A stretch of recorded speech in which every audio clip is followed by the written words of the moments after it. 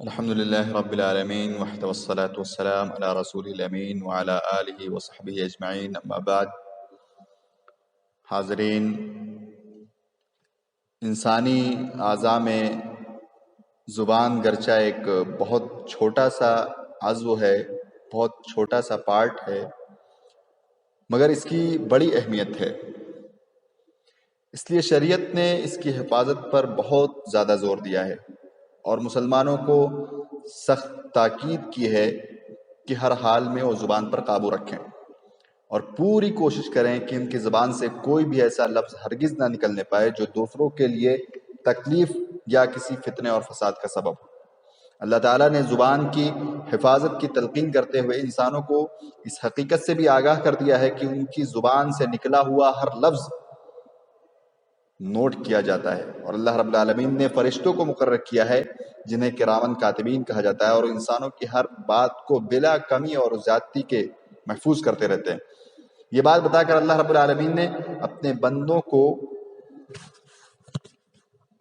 یہ وارننگ دی ہے کہ وہ معصیت کا کوئی بھی جملہ اور نافرمانی کی کوئی بھی بات اپنی زبان سے ہرگز نہ نکلنے دیں، ورنہ اللہ رب العالمین کے ہاں اس کا مواخذہ ہو جائے گا۔ اسی طرح جو ہے اس مسئلے میں احادیث شریفہ میں جو ہے زبان کی حفاظت کے سلسلے میں بہت ساری باتیں آئی ہیں۔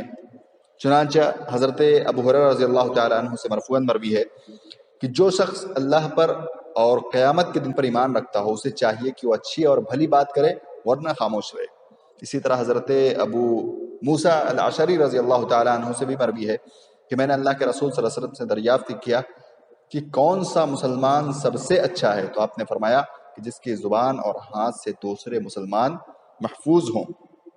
ایک تیسری روایت میں جو کہ حضرت سہل بن سعد رضی اللہ تعالیٰ عنہ سے مروی ہے کہ اللہ کے رسول صلی اللہ علیہ وسلم نے فرمایا کہ جو شخص اپنی زبان اور شرمگاہ کی ضمانت دے دے میں اس کے لیے جنت کی ضمانت دیتا ہوں۔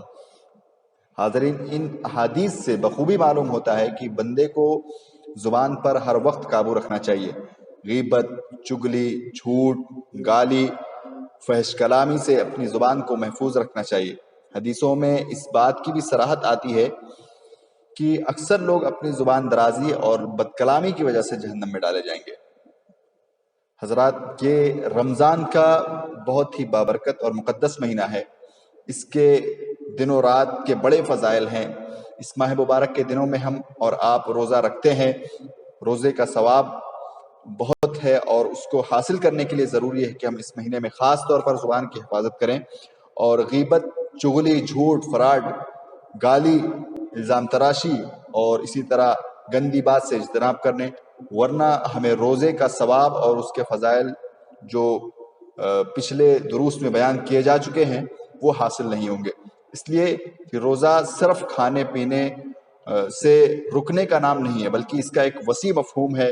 اس میں زبان اور نفس پر قابو رکھنا بھی داخل ہے، اور اس سلسلے میں چند احادیث بھی ہیں۔ چنانچہ حضرت ابو ہریرہ رضی اللہ تعالیٰ عنہ سے مروی ہے کہ اللہ کے رسول صلی اللہ علیہ وسلم نے فرمایا کہ جب تم میں سے کسی کے روزے کا دن ہو تو وہ گندی بات زبان سے نہ نکالے اور نہ ہی شور کرے، نہ ہی چیخے چلائے۔ اگر کوئی اسے گالی دے دیتا ہے تو اس سے جھگڑا نہ کرے اور وہ یہ کہہ دے کہ میں روزے سے ہوں۔ اور اسی مفہوم کی ایک دوسری روایت حضرت ابو ہریرہ رضی اللہ تعالیٰ عنہ سے ہی مروی ہے کہ جو شخص روزے کی حالت میں جھوٹ اور لغوات سے اجتناب نہ کرے اور اس پر عمل کرنے سے باز نہ آئے تو اللہ تعالیٰ کو اس بات کی قطعاً کوئی ضرورت نہیں ہے کہ وہ اپنا کھانا پینا بند کرے۔ ایسے کھانے پینے سے رکنے سے کوئی فائدہ نہیں ہے۔ اس حدیث میں لغویات کی بات آئی ہے تو لغویات میں گندی مجلسیں جہاں غیبت، چغلی، غلط اور حرام چیزوں کا ارتکاب کیا جاتا ہو، جوا تاش کھیلا جاتا ہو، یہ سب شامل ہیں۔ لہٰذا ایک روزے دار کو ایسی جگہوں سے دور رہنا بے حد ضروری ہے۔ بعض لوگ وقت گزاری کے لیے تاش، ناول، افسانے اور ڈرامے وغیرہ دیکھتے ہیں یا پڑھتے ہیں۔ اسی طرح ٹی وی وغیرہ پر گندے پروگرام، گندی فلموں کا دیکھنا، یہ تمام چیزیں ہر حال میں حرام ہیں، لیکن روزے کی حالت میں ان فواحش اور منکرات کی حرمت میں مزید شدت آ جاتی ہے اور یہ چیزیں روزے کے مقصد کو تباہ کرتی ہیں۔ اس لیے ان تمام منکرات سے اجتناب جو ہے وہ بہت ہی ضروری ہے۔ اور اس کی وضاحت بعض احادیث میں آتی ہے، چنانچہ حضرت ابو ہریرہ رضی اللہ تعالیٰ عنہ سے مروی ہے کہ نبی کریم صلی اللہ علیہ وسلم نے فرمایا کہ کھانا پینا چھوڑ دینے کا نام ہی روزہ نہیں ہے، بلکہ بےہودہ اور گندی باتوں کو ترک کرنا بھی جو ہے روزے میں شامل ہے۔ اگر کوئی تمہیں روزے کی حالت میں گالی دے یا تمہیں جہالت سے کوئی بات کہے تو تم کہہ دو کہ میں روزے سے ہوں۔ اور حضرت ابو ہریرہ رضی اللہ تعالیٰ عنہ سے یہ بھی روایت ہے کہ اللہ کے نبی نے فرمایا بہت سے روزے دار کو ان کے روزے سے بھوک کے سوا کچھ نہیں ملتا، صرف وہ بھوکے رہتے ہیں، کھانا پینا بند رکھتے ہیں۔ اور رات میں قیام کرنے والوں میں سے اکثر لوگ ایسے ہیں جنہیں رات بھر جاگنے کا ثواب نہیں ملتا۔ ان تمام احادیث سے معلوم ہوتا ہے کہ روزہ کی حالت میں زبان کی حفاظت بے حد ضروری ہے، ورنہ خدشہ ہے کہ اللہ رب العالمین کی بارگاہ میں روزہ مقبول نہ ہو، ہمارا روزہ قبول نہ ہو، اس لیے اور ہماری بھوک پیاس تکالیف جو ہم نے برداشت کی ہیں اس کا کوئی ثواب اور اجر نہ ملے۔ اس لیے ایک مسلمان کو اس ماہ مبارک کے اندر خصوصی طور پر زبان پر قابو رکھنے کی مشق کرنی چاہیے۔